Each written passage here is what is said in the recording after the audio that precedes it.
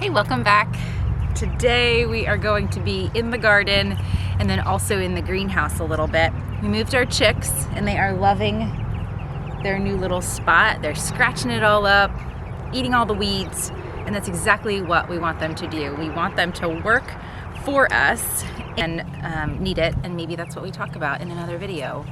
Systems, automation, and how to make your homestead run smoothly, and how to make things work for you instead of you working for it, because you could get so wrapped up in the homestead life and really just not have a life outside of homesteading, and we find ourselves there sometimes. We're searching for that freedom and for that self-sustainability or more community sustainability and really working with our community.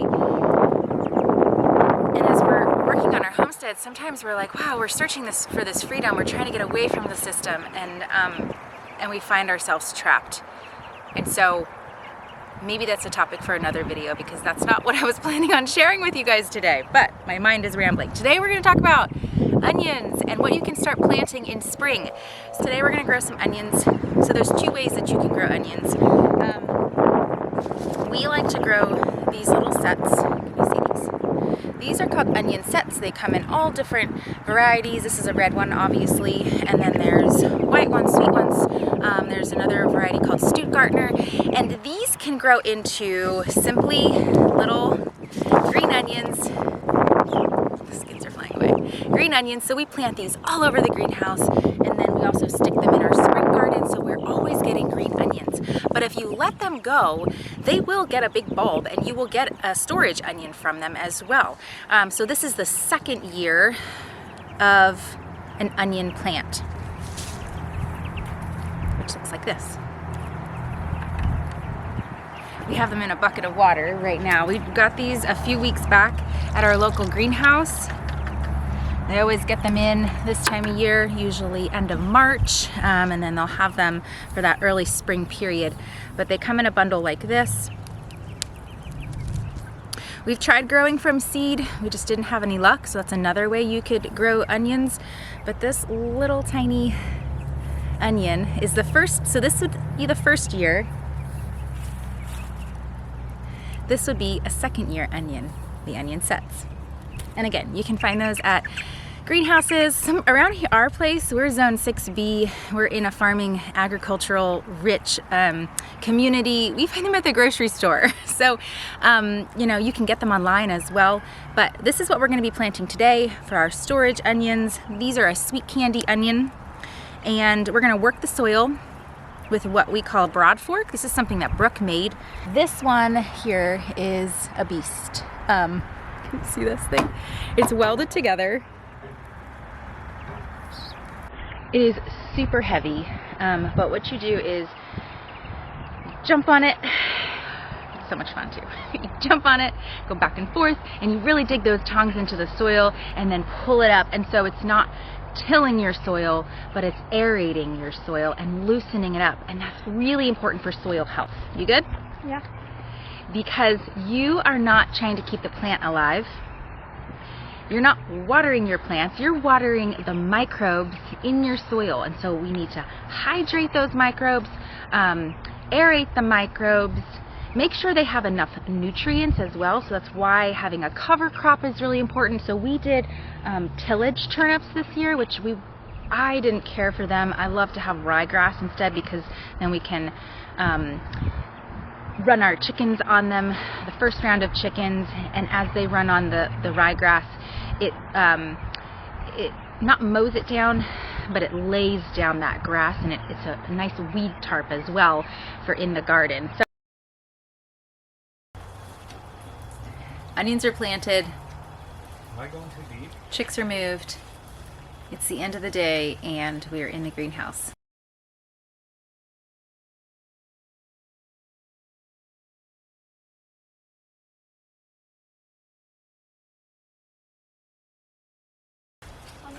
It's April, and so it's heating up, and so we can really only spend our days in here either in the morning or in the evening. It gets quite toasty in here. I would say upper hundreds. Like, I think it's like 105 in here in the afternoon. If it's 70 degrees or higher, it's usually 100 or above. And so we're in here weeding and watering. So watering is usually every day or every other day, depending on the temperature. And so today was probably like 60 degrees outside, and so it was probably like 90 in here. Right. So let's do some Q&A in here. Babe, you can dive in if you want to. So let's just run down the list of all your questions. Where did we find our frames?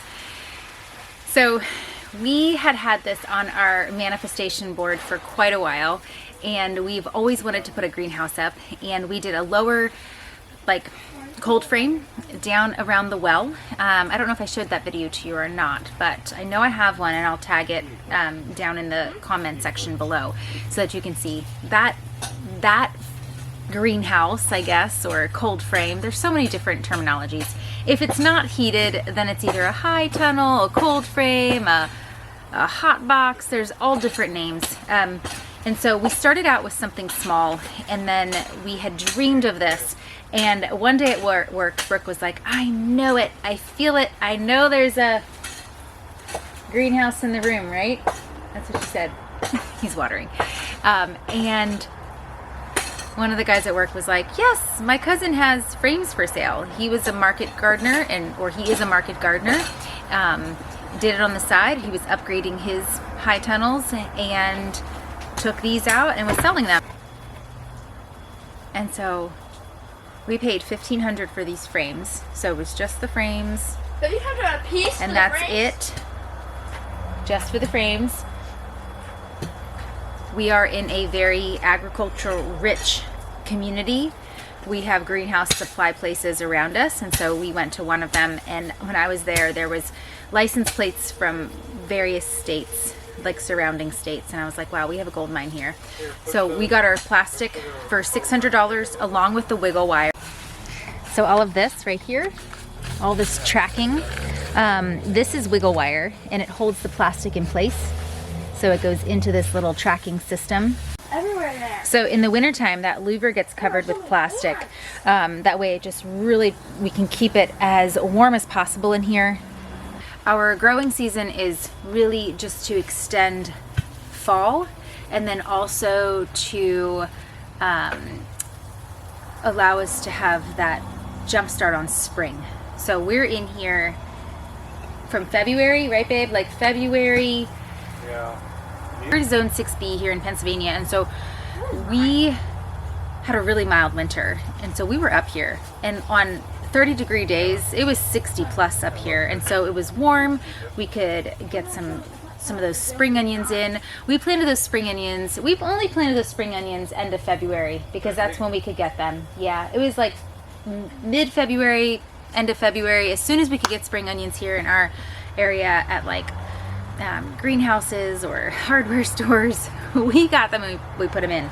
Our kale was overwintered, our spinach was overwintered. So once we have those warmer temperatures, and as the days, the daylight is lengthened, and the temperatures get warmer and warmer, then obviously you have more time for those vegetables to grow.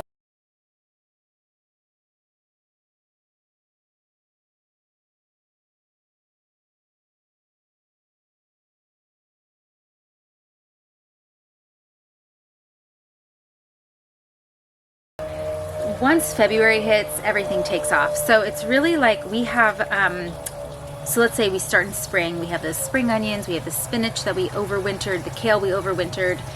And so it's really just those cold hardy crops that we're getting a head start on in early spring, late winter, early spring. And then right now it's April, and so we still have cold nights, but the days are heating up.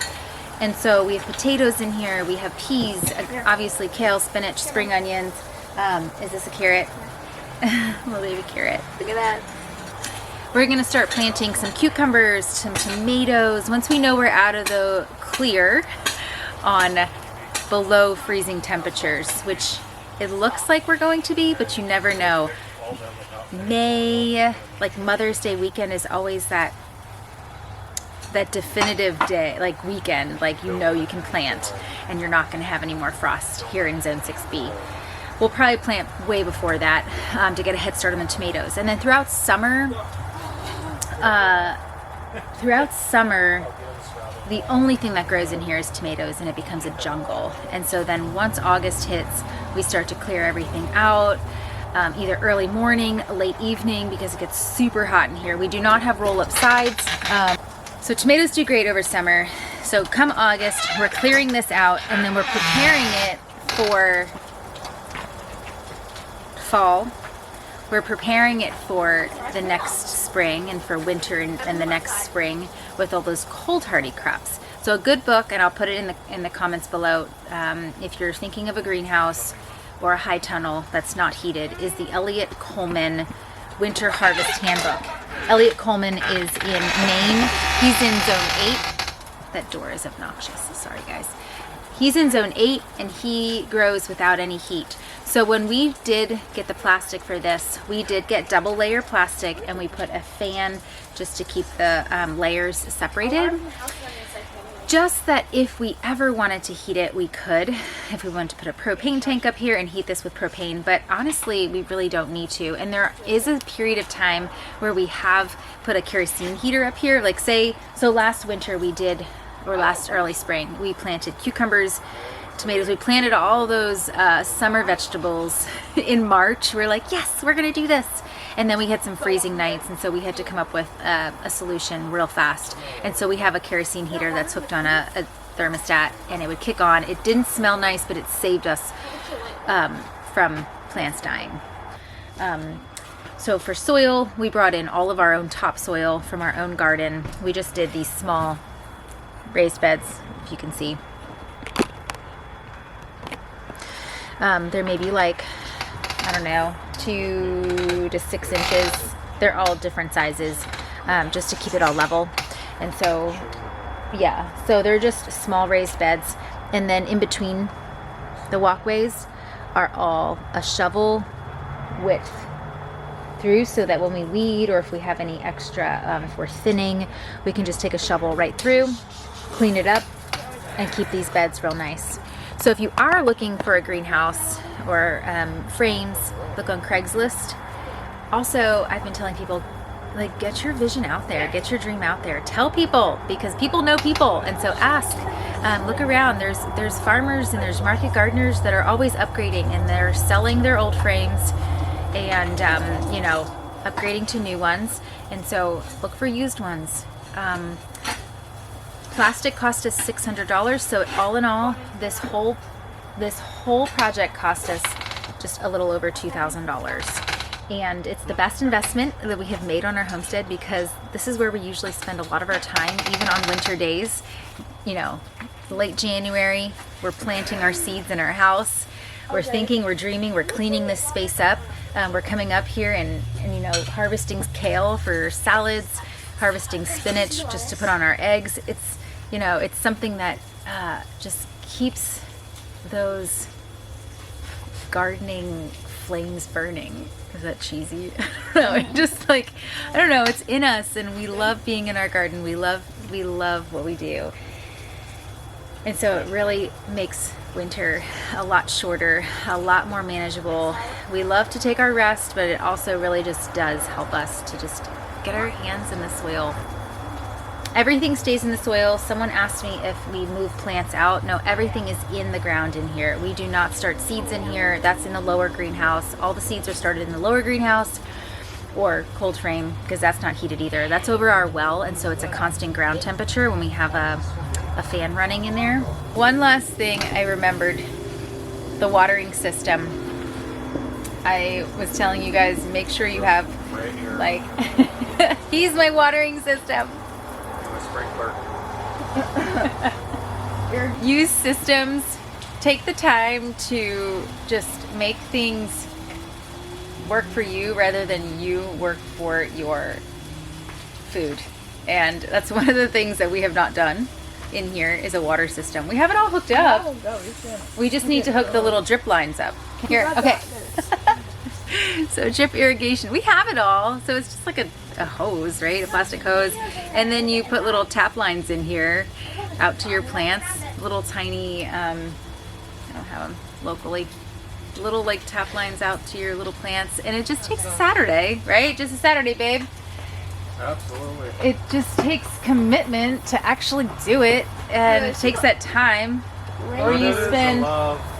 You actually do enjoy looking at your plants and Yeah, we actually do. I don't know. There is just something about coming up here in the evening and just watering the plants, talking, catching up on the day. Yeah, you have to do what's best for you. We could easily just hook everything up, turn the hose on, and be gone. But there is something about, like he said, being up here, talking, looking at your plants, weeding as you're working. Because this is a space we love to be in, and so yeah.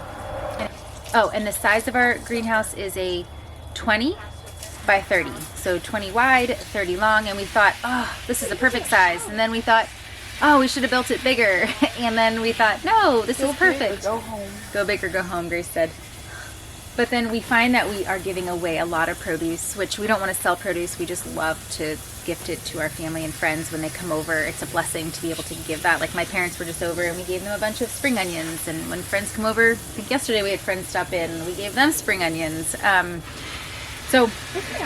Yeah, and then, maintenance wise, plastic will need to be changed every 5 years, about every 5 years. So where those louvers are back here, we do have some tear around those louvers just because the wind really whips up here, and as soon as it gets one little tear, it just starts to pool. So we may have to change this one end sooner. And then we also had a little mishap with our dog here. So the first fall we had this up? Yep. It was warm up here. They were skinning rabbits, harvesting some rabbits, and it was warm. We didn't have the beds up here. And they were skinning rabbits.